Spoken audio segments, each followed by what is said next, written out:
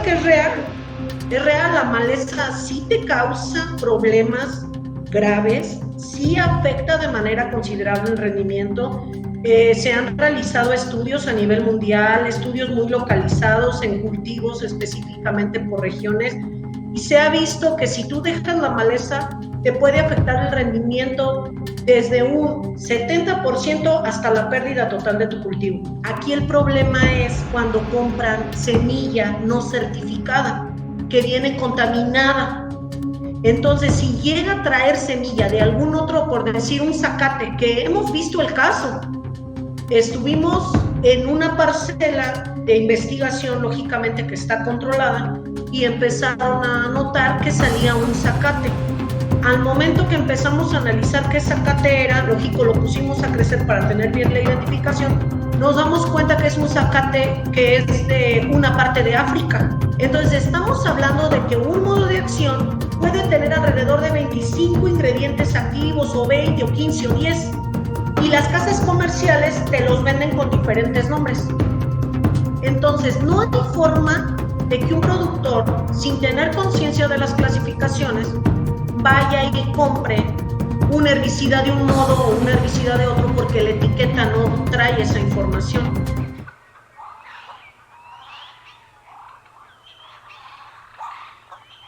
Bienvenidos y bienvenidas a Campo 360, el espacio donde conectamos el conocimiento con la ciencia. Hoy hablamos de un tema que puede parecer simple, pero que es clave para la agricultura moderna, las malezas. Desde inicios de la agricultura, las malezas han sido vistas como una amenaza. Incluso los primeros agricultores lucharon por mantener sus campos libres de estas plantas indeseadas. Pero, ¿por qué tanto conflicto? Las malezas compiten por nutrientes, agua, luz, reduciendo los rendimientos de los cultivos. Por eso, la agricultura moderna ha desarrollado herbicidas cada vez más potentes, pero hay un precio. Según datos de la FAO, el uso excesivo de herbicidas ha contribuido a la contaminación de suelos y aguas, la pérdida de la biodiversidad y la aparición de las supermalezas, que son resistentes justamente a los químicos que estaban diseñados para combatirlas. Para eso tengo el honor de contar con la doctora Saraí González Figueroa, que es ingeniera bioquímica con maestría en producción y tecnología de semillas y tiene un doctorado en producción agroalimentaria. Ella es investigadora del INIFAP CEBAG en el programa Sanidad Forestal y Agrícola, investigación en malezas, justamente es su especialidad. Es miembro del Sistema Nacional de Investigadores e Investigadoras Nivel 1. Ha realizado estudios sobre asimilación y movilidad del nitrógeno en el sistema agrícola y el impacto del manejo agronómico sobre las poblaciones microbianas del suelo.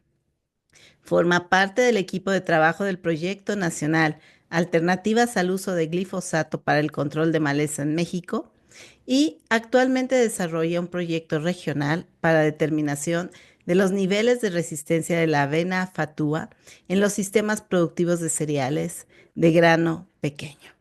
Bienvenida, doctora. ¿Estás lista para enfrentar el reto de hoy? Sí, claro. Adelante, Katia. Un placer estar con ustedes. Muchas gracias. Bueno, la primera pregunta que tengo para ti es, bueno, las malezas, que son vistas como competidoras agresivas, pero en algunos estudios se sugiere que también pueden aportar beneficios al ecosistema, como mejorar la biodiversidad en el suelo o incluso servir como para el control de algunas plagas. ¿Qué tan válida es esta perspectiva? Pues mira, Katia, primeramente es importante que todos comencemos a utilizar como el término más adecuado. El término adecuado es la maleza.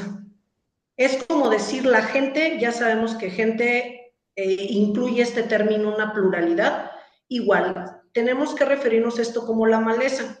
Creo que el término juega un papel fundamental porque este término de maleza desde hace muchísimos siglos se ha venido utilizando y pues viene del latín, de un latín malitia que significa maldad. Entonces, nada más imagínate, y el término en sí atrapa pues un término completamente dramático donde los productores saben que les va a causar un mal irreparable, ¿no? Cosa que es real. Es real, la maleza sí te causa problemas graves, sí afecta de manera considerable el rendimiento. Se han realizado estudios a nivel mundial, estudios muy localizados en cultivos específicamente por regiones, y se ha visto que si tú dejas la maleza, te puede afectar el rendimiento desde un 70% hasta la pérdida total de tu cultivo. De repente siento que a nivel nacional o mundial no le damos la importancia que merece la maleza, y es porque no es una pérdida como lo puede causar una plaga, que ya tienes tu cultivo en pie y está grande y está dando fruto y te llega una plaga y pues el impacto es mayor. Sin embargo, a los productores les pasa, o sea, se les enmaleza su cultivo y ya cuando ven que ya no hay salida, meten la descarga y voltean el suelo y la pérdida fue total. Entonces, es muy importante sí tener este control, y lamentablemente hay muchas especies que nos traen beneficios, pero al momento de utilizar los herbicidas, pues nos estamos llevando todo, o sea, estamos controlando todo, igual que con las plagas, aplicas un insecticida y se lleva todo, benéficos y fitopatógenos, ¿no? Entonces, igual pasa con las malezas. Muchas de las especies que son benéficas se están yendo por estos controles, que a veces son controles totalmente desmedidos, y en manera de perjudicialidad, podríamos decir, va a haber especies que sí perjudican mucho, que producen compuestos alelopáticos, por decir, estaba leyendo un trabajo con chicalote que dice que genera compuestos químicos con alelopatía que afectan demasiado el maíz, y otras especies de maleza que no, el Johnson, el pasto Johnson, que también genera alelopatía para ciertas especies que son comerciales para el ser humano.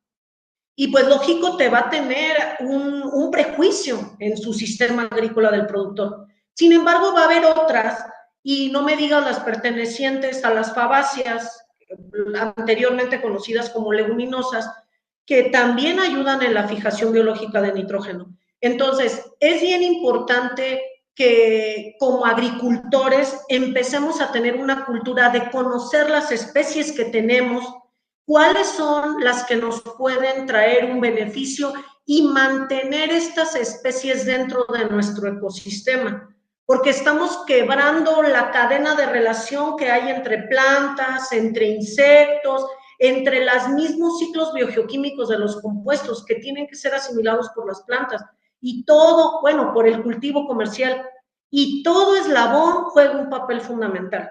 Entonces, es muy relativa la pregunta que me haces. Me dices, ¿son malas o no son malas? Es que dicen, recuerdo que mi abuelo decía, cada cabeza es un mundo. Y aquí cada parcela es un mundo en cuanto a maleza.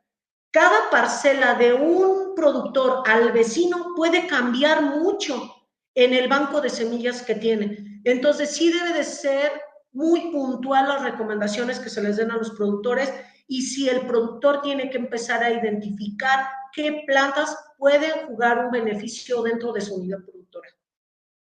Entonces, podríamos decir que la manera de aprovechar estos beneficios sin comprometer los rendimientos, por una parte sería que el productor conozca qué tiene en la parcela. ¿Qué otra cosa podrías recomendar? Mira, hay muchas técnicas, de hecho también dentro del control y todo. Ahorita estamos trabajando con los productores en primero que ellos puedan identificar las malezas que tienen. Lógicamente, cualquier botánico te puede decir que para identificar una planta nosotros tenemos que analizar desde la semilla, el tipo de hoja, su porte, la floración, el fruto, y tú puedes identificar cualquier planta.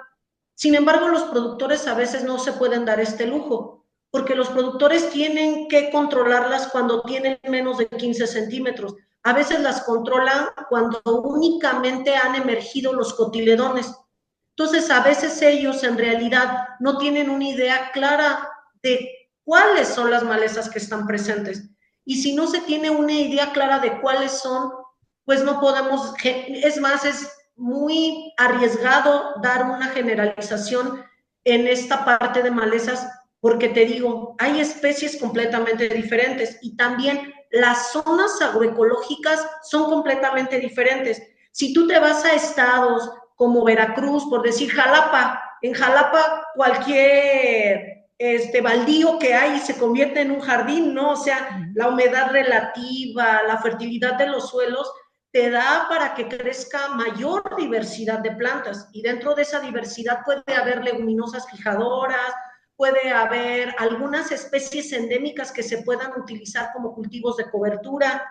Entonces, sí sería en este caso, Katia, que se tiene que analizar y el productor tiene que conocer y tenemos que ayudarle como investigadores a poner herramientas en sus manos para que pueda identificarlas y pueda ver, mira, esta maleza es perjudicial por esto, esta te puede ayudar como reservorio de organismos benéficos, esta a lo mejor produce compuestos alelopáticos que lo puedes utilizar, puedes dejarlas en tus bordos y puedes mantener limpios tus bordos con esto. Debes de controlarlas a lo mejor antes de que generen semilla para que no te crezca tu banco. Entonces, sí hay muchos puntos que se pueden trabajar, sin embargo, el conocimiento de la diversidad que hay en tu unidad productiva es fundamental. Justo eso me hace hacerte una pregunta rápida. Eh, ¿Las malezas en mi parcela van a cambiar año con año? ¿O lo que yo tengo generalmente va a seguirse reproduciendo el próximo año? Porque tú decías, bueno, cuando las conocemos, pues son muy chiquitas, a lo mejor las controlamos, no las hemos dejado crecer, no podemos conocer su ciclo y no la podemos identificar. ¿Qué tan variable es? O sea, esa es la pregunta. Sí, mira, en realidad en nuestra parcela nosotros vamos a contar con un banco de semillas. Con banco de semillas nos referimos a la cantidad de semillas de cada especie que va a haber en la parcela. Van cambiando, bueno, también según la región. Si tenemos 2 ciclos agrícolas por año o solo un ciclo agrícola por año, también ahí también varía. Pero por lo regular nos crece la misma diversidad en primavera-verano, que es nuestro caso de la parte centro de la República, y esta misma diversidad en otoño, otra diversidad en otoño-invierno, pero siempre relativamente se mantiene. Aquí el problema es cuando compran semilla no certificada, que viene contaminada.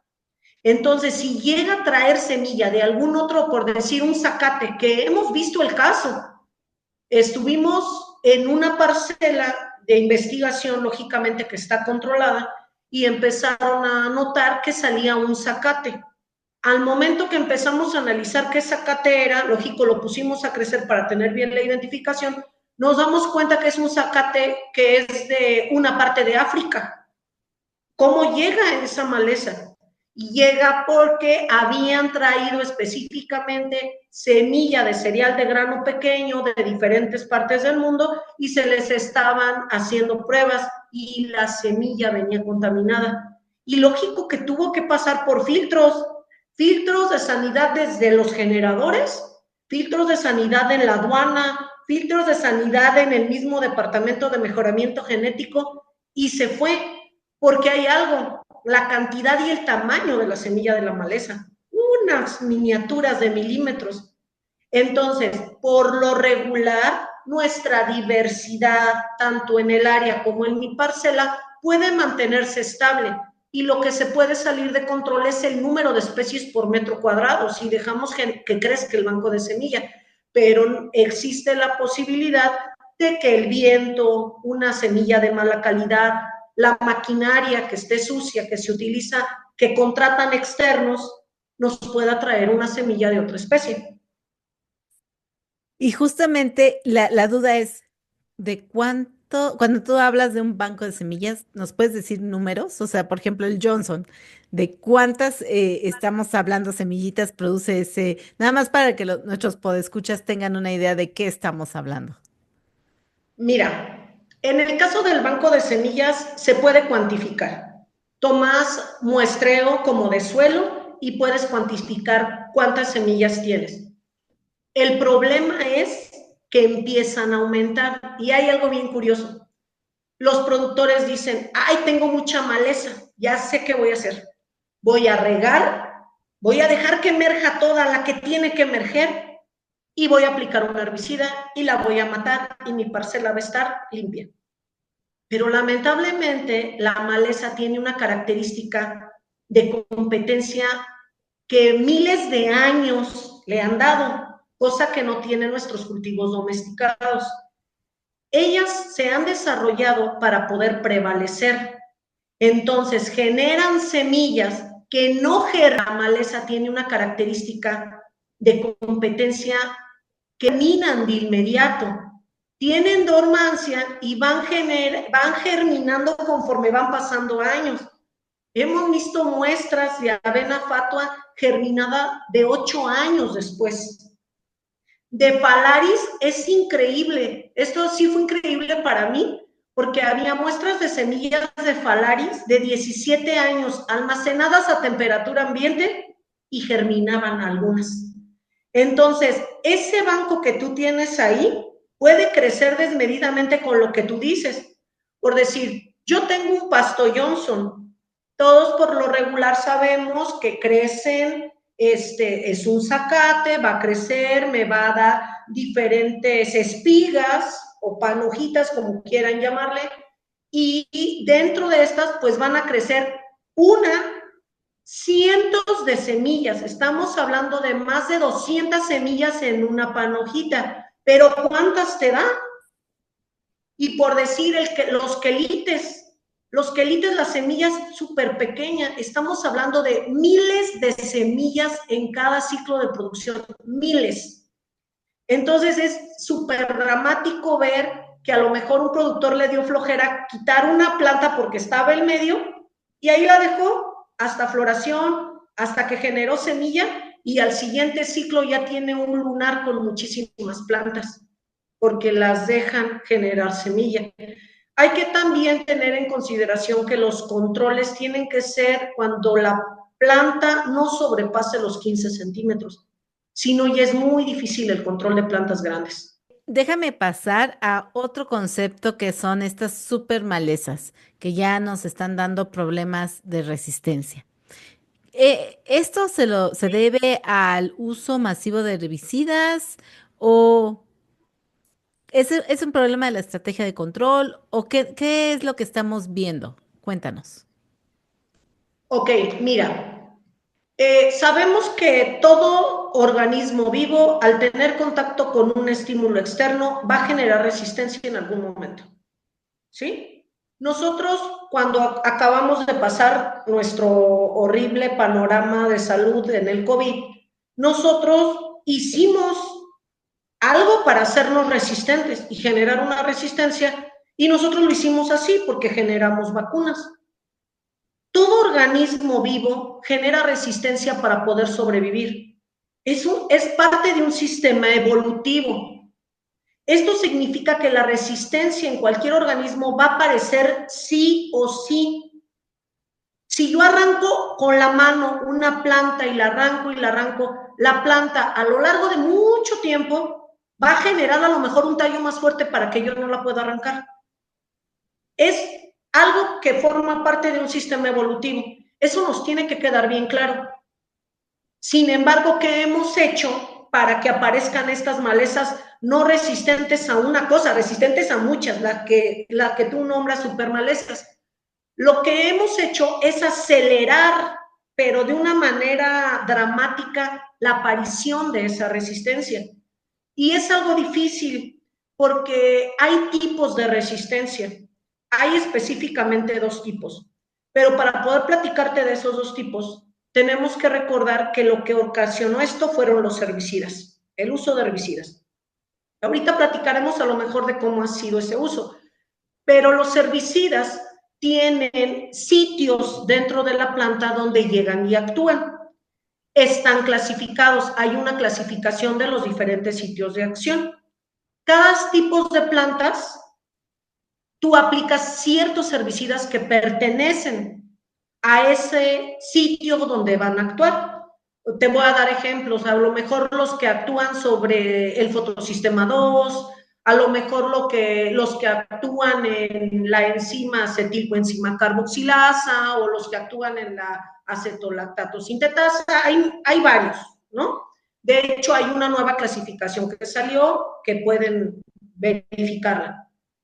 Sin embargo, la resistencia se puede generar de dos maneras, en el sitio de acción y fuera del sitio de acción. ¿Cómo está esto? Vamos a pensar en lo que ahorita estamos trabajando en una maleza, avena fatua.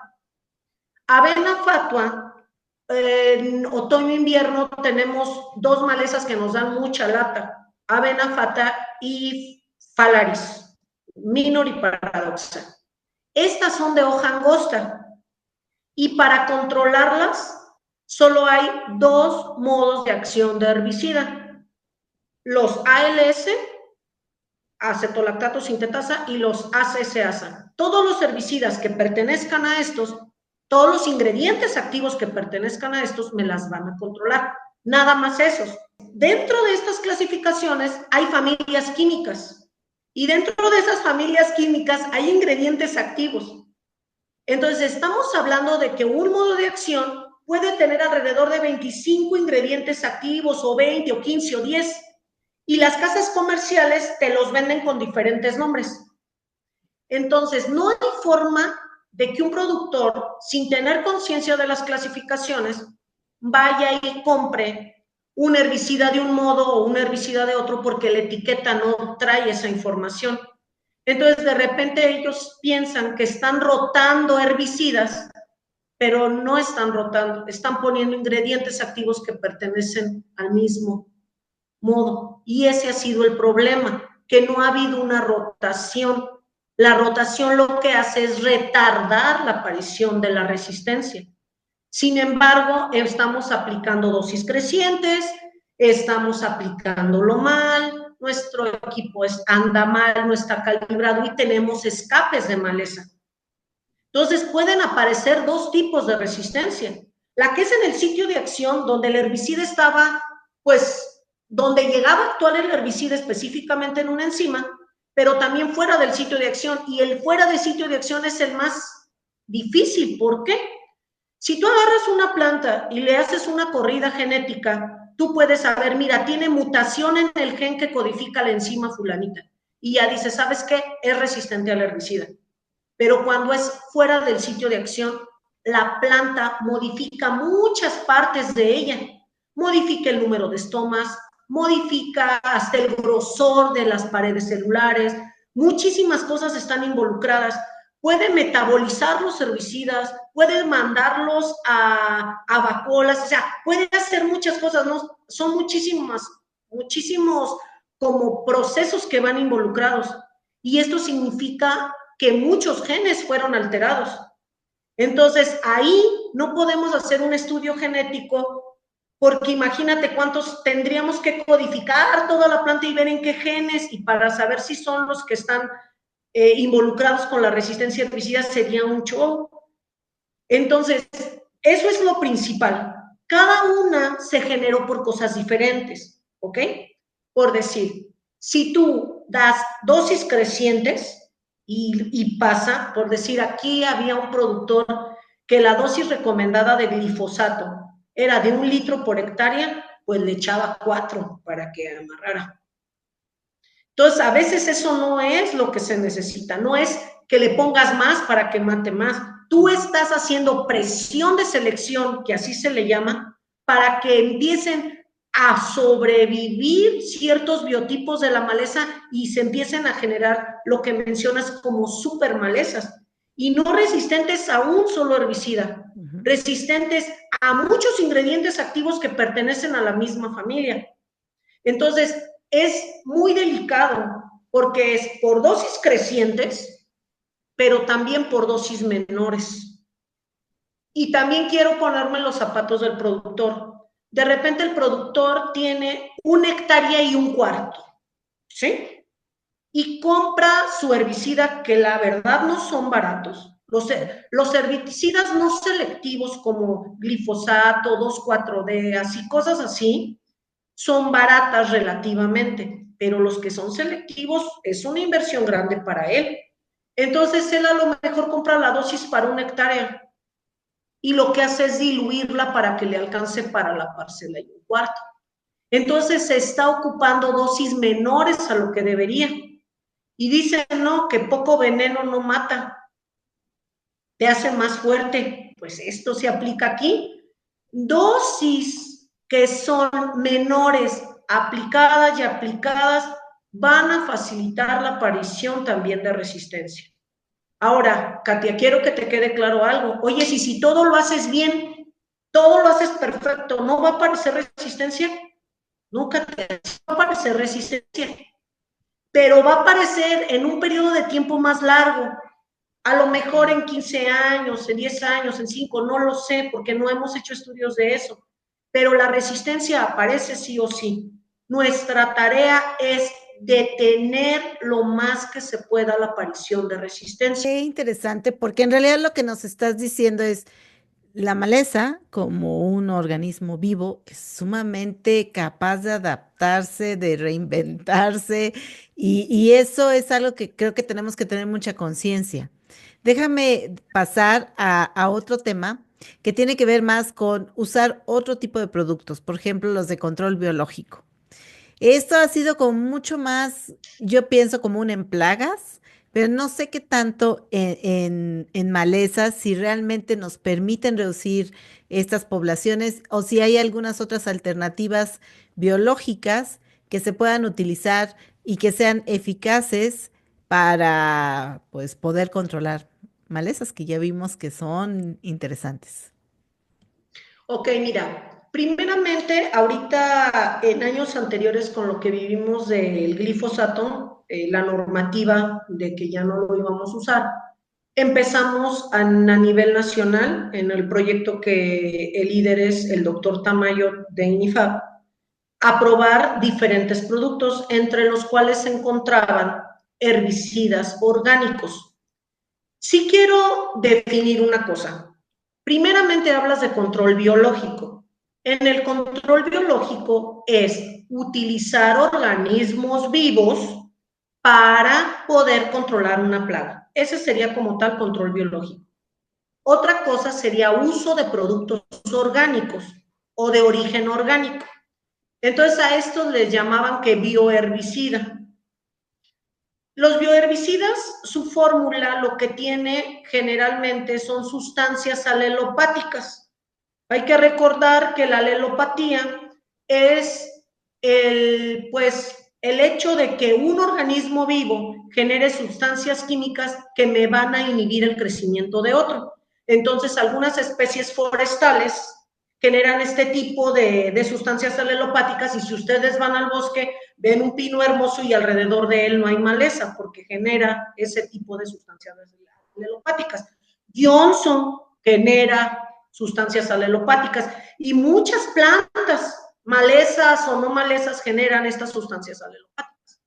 Entonces, estos productos orgánicos están basados en ese tipo de cosas y en otra que es el uso de aceites, que sí provienen de plantas estos aceites, pero al final de los finales sabemos que los aceites son aceites y la cantidad de aceite que tú pongas va a determinar muchas cosas, porque también puede ser un problema para el suelo, cómo los estés aplicando.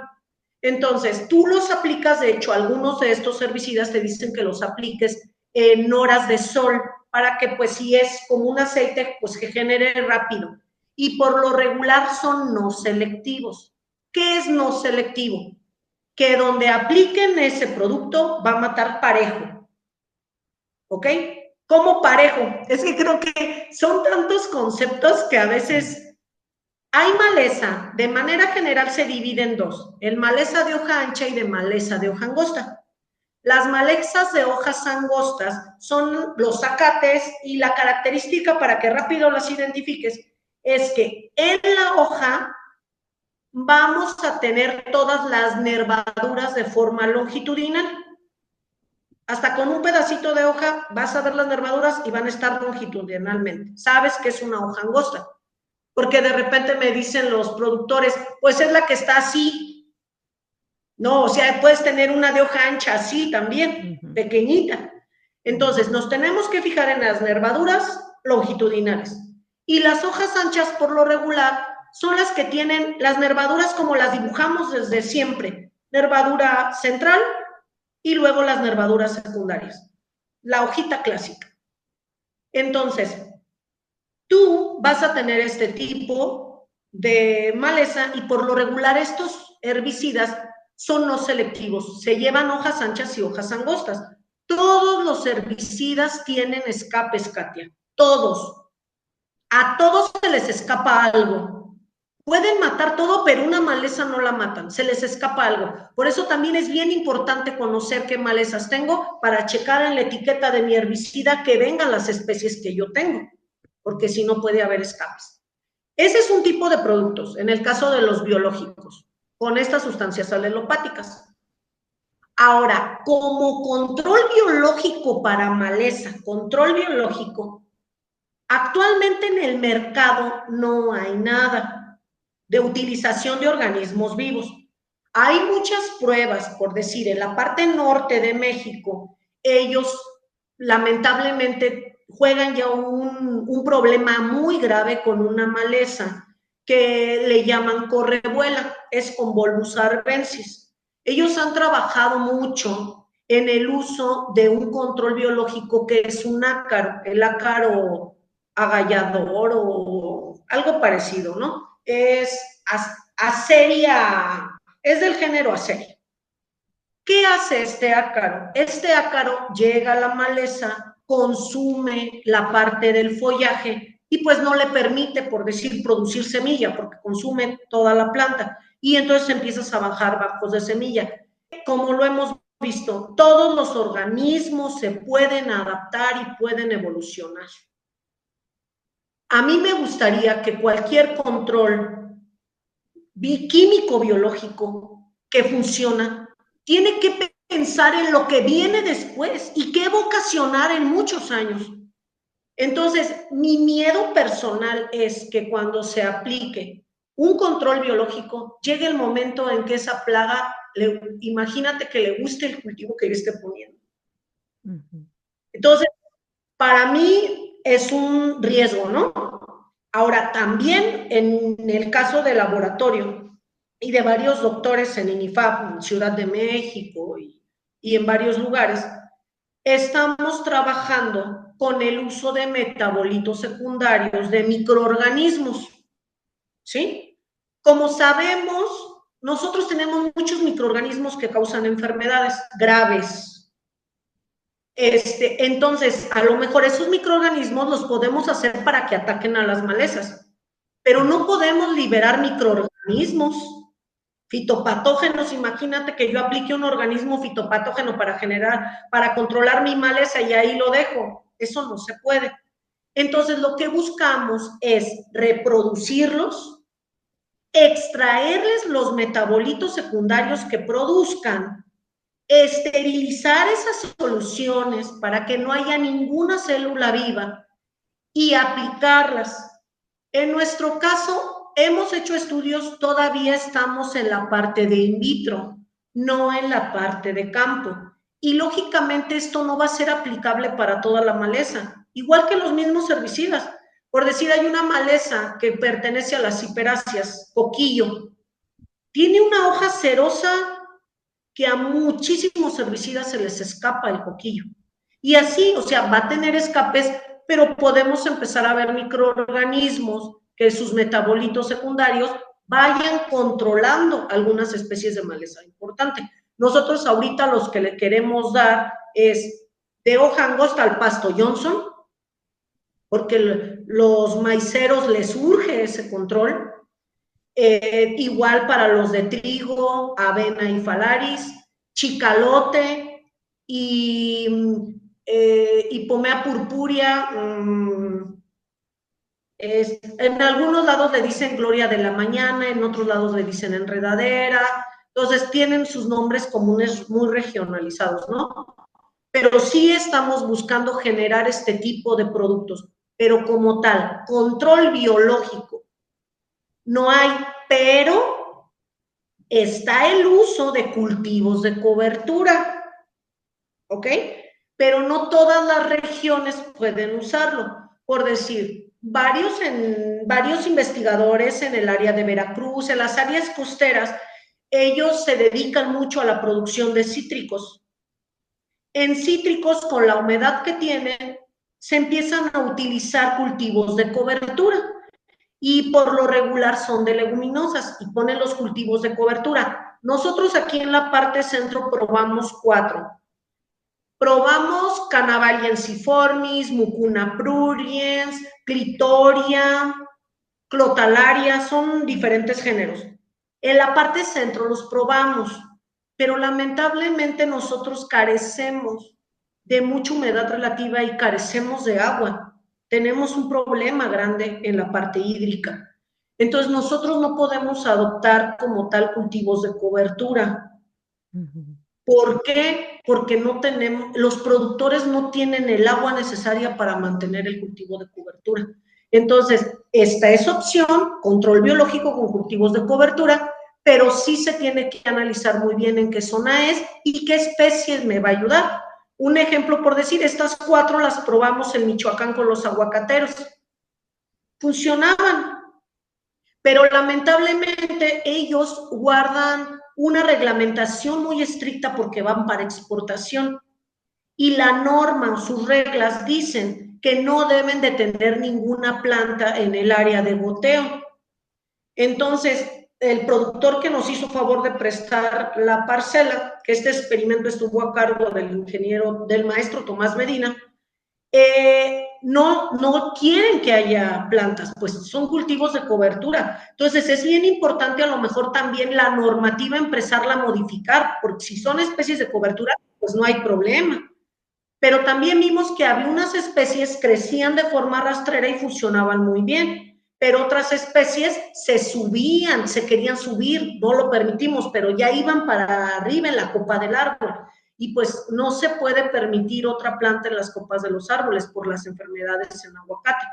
Entonces, sí tiene que haber un análisis según el cultivo que se haga, ¿no? Es muy, muy importante. Doctora, cambiando un poco y regresando a, yo sé que trabajas con productores, ¿crees que necesitamos un cambio cultural en la manera en que estamos percibiendo la maleza? ¿Cómo podríamos educar a las nuevas generaciones de productores para que vean justamente estas plantas desde un enfoque mucho más equilibrado, como hemos platicado acá? Mira, lamentablemente creo que lo que necesita el productor es asesoría en la parte de la aplicación de sus herbicidas. Mira, Katia, en años anteriores nos dijeron, queremos que lo que necesita el productor es asesoría en la parte de la aplicación de sus herbicidas. Mira, Katia, en años anteriores nos dijeron, queremos que lo que necesita la agricultura vaya hacia la agroecología. Y estamos en completo acuerdo con eso. Sin embargo, no podemos hacerlo de un día a otro. Un productor regular, yo te hablo de productores que tienen 2 hectáreas, 5 hectáreas, no sé, hasta 25 hectáreas, productores pequeños, no tienen el poder adquisitivo para convertir su sistema productivo en agroecológico de un momento a otro. Ni siquiera, Katia, les da una ganancia lo que les pagan de sus producciones para poder realizar eso. Y no por tener a lo mejor un tipo de producción de eso, no tiene un sobreprecio lo que ellos están vendiendo. Entonces, eso es un problema que incluye muchos parámetros, tanto sociales como económicos, ¿no? ¿En qué nos estamos enfocando entonces para ayudar al productor a que maneje mejor la maleza que se encuentra en su unidad? Es en ayudarlo a aplicar los herbicidas racionalmente, hacerle mucho hincapié que lo más valioso que tiene no es el rendimiento que va a sacar, es la tierra, el suelo donde él está sembrando. Eso es lo más valioso para él y en eso se le tiene que hacer hincapié. En que si aplica dosis crecientes, lo único que está haciendo es perder dinero porque su suelo se está degradando. Entonces, por ese lado atacamos esa parte. Y algo muy triste, Katia, nosotros en la parte centro, nuestros mantos freáticos ya están muy abajo y esto impacta totalmente en la calidad del agua. Nosotros, para poder tener una aplicación efectiva, tenemos que tener una cantidad de menor a 75 partes por millón de carbonatos en el agua, 75 partes por millón, menos de eso. Y un pH entre 5,5 y 6,5 para que el herbicida que apliquen sea efectivo. Ok, está bien. Nosotros vamos a las comunidades y aquí mismo, en el campo experimental, en muchos lados, nosotros estamos por arriba de 200 partes por millón. Entonces, los herbicidas que aplican, mucho del ingrediente activo se echa a perder nada más por la mala calidad del agua que tiene. Entonces ya no están aplicando la dosis que deberían. Y ahí es donde te salta y te dice, por eso el productor está metiendo 4 litros por hectárea, porque 1 litro no le funciona, porque se le está inactivando por la calidad del agua. Ahora, hay productos en el mercado que son para calidad de agua, pero están entre 50 y 300 pesos. Y es un gasto más para él. Entonces, muchas veces no los compran. Nos estamos enfocando en 3 parámetros fundamentales para ayudarlos. Uno, que identifiquen qué tienen, qué maleza está en su parcela y qué productos le ayudan a controlarla y en qué dosis. Dos, la calidad del agua, que la calidad esté bien, pero utilizando cosas que él tenga en su casa, ¿sabes? O sea, decirle, le vas a poner 100 mililitros de vinagre blanco que pueden conseguir en cualquier tiendita y modificarle el pH. Ahorita el trabajo principal de investigación es buscar elementos que sean fáciles para ablandar el agua, para suavizarla y bajar la parte de carbonatos en el agua. Y la tercera es la calibración de su equipo. Ellos, muchos contratan aplicadores y algunos tienen sus equipos. El otro día fuimos a una demostración y ahí específicamente estaba el señor que contrataban para hacer las aplicaciones de todo el grupo de productores. Y le preguntamos, ¿hace cuánto calibró? Y dijo, híjoles, es que desde que yo nada más le checo las boquillas que no estén tapadas. Y la seguridad, se les tapa una boquilla y de verdad esto es cierto, se les tapa una boquilla, ellos saben que están aplicando un producto tóxico y mira, se le hacen así, en la boca, se la acercan a la boca para destaparla. Luego hicieron el sacrificio y compraron boquillas. Ya agarran sus boquillas, pero como se le tapó, agarran una espina o algo, o un alambre, y las destapan. Al momento que les están destapando, les están modificando la abertura y ya no va a aplicarse, ya no va a ser una buena aplicación, porque en esa boquilla va a salir más producto que en las otras. Y entonces empezamos a hacer acciones que, ¿qué me van a generar? Me van a generar las condiciones para la presión de selección y la aparición de maleza resistente. Entonces, en este caso, en el punto en el que estamos, no es como la educación de que ellos se pongan a sembrar maleza, porque no lo van a hacer. Es la educación de hacer un uso racional y efectivo de los herbicidas. Sí, claro, o sea, hay cosas que asumimos que ya se hacen bien y que realmente siguen siendo pues el talón de Aquiles en la agricultura, ¿no? Entonces, muchos decían, si hiciéramos las cosas bien, tendríamos una muy buena producción, ¿no? ¿No? O sea, no necesitamos ni siquiera meter algo nuevo o innovar, sino que la gente hiciera las cosas bien. Bueno, déjame pasar a una ronda de preguntas rápidas y quiero que me respondas con verdadero o falso. Y bueno, al final, si quieres, me das una breve explicación. Si es que no te puedes resistir, pues adelante. ¿Lista? A- Sí, Aquí vamos. ¿Las malezas aportan biodiversidad al ecosistema? sí, verdadero. ¿Es viable eliminar los herbicidas por completo en los próximos 20 años?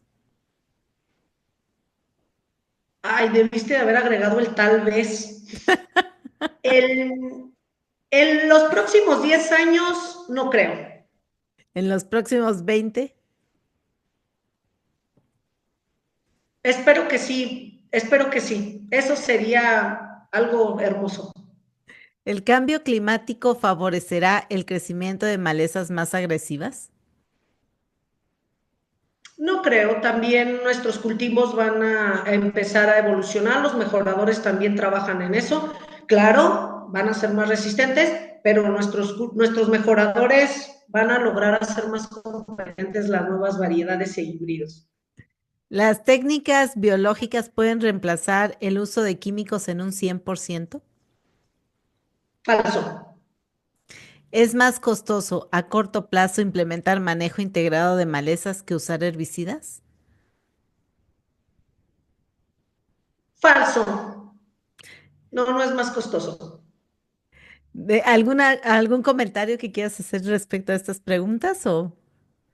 Yo creo que la última, de repente siento que el productor cree eso, que le va a ser más, le va a salir más caro un manejo integrado que nada más poner el herbicida y ya, pero no, porque un manejo integrado es muchos puntos y entre los cuales está el conocer su parcela que él ya la conoce, ellos la conocen mejor que nadie, está el aplicar los productos cuando se tienen que aplicar, o sea, ellos si lo hacen bien van a estar aplicando un manejo integrado, no va a ser más caro.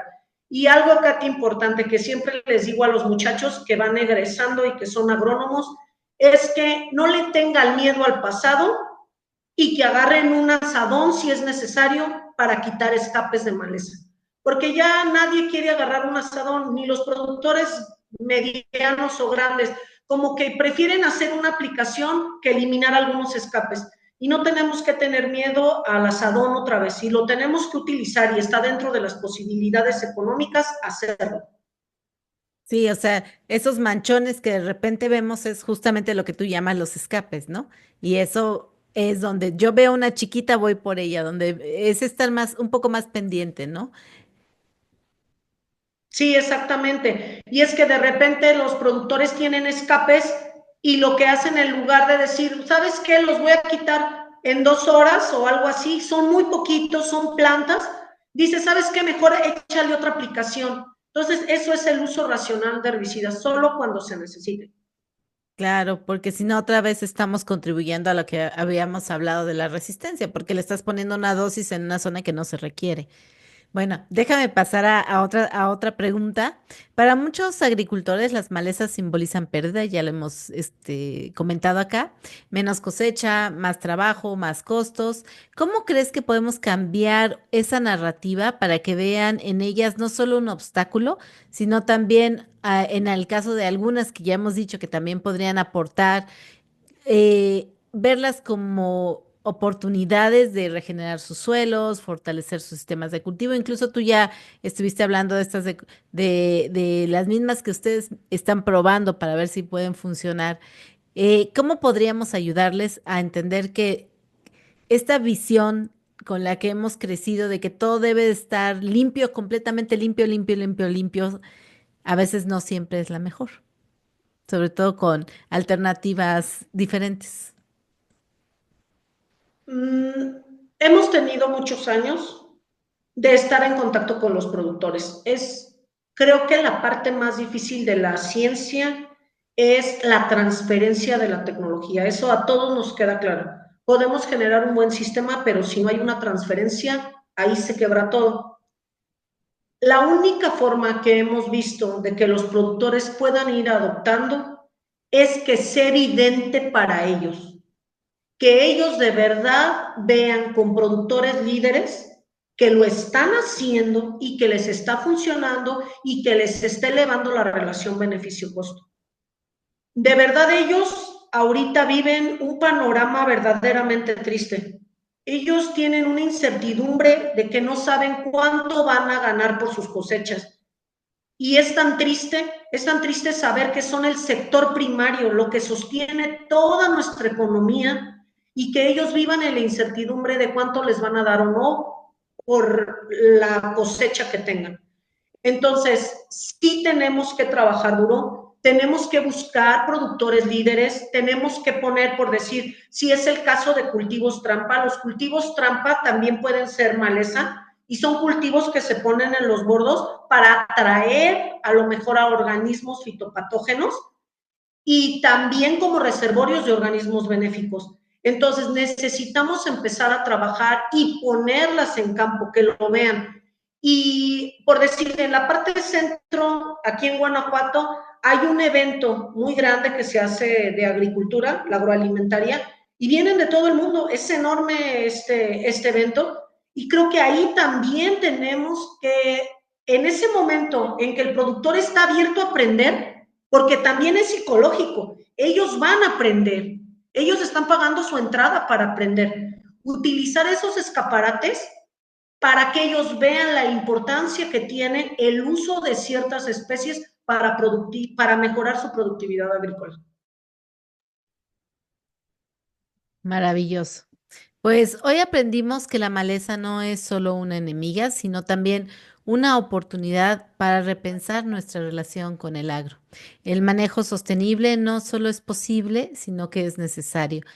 Agradezco a la doctora Saraid González Figueroa por compartir su conocimiento y desafiarnos a ver las cosas desde una nueva perspectiva. ¿Algún consejo final para quienes quieren implementar un manejo más sostenible en sus campos, doctora? Que piensen que lo más valioso es su suelo, que la única manera de mantener su sistema y mantenernos a todos, en este caso es para los productores mexicanos, es que de verdad estamos en sus manos y que todos debemos de hacer algo para que ellos sigan contribuyendo, y eso es darles las herramientas necesarias para proteger su suelo y sigan produciendo. Y bueno, ya de manera práctica, el INIFAP está en todos los estados y todos los investigadores estamos al servicio de ellos.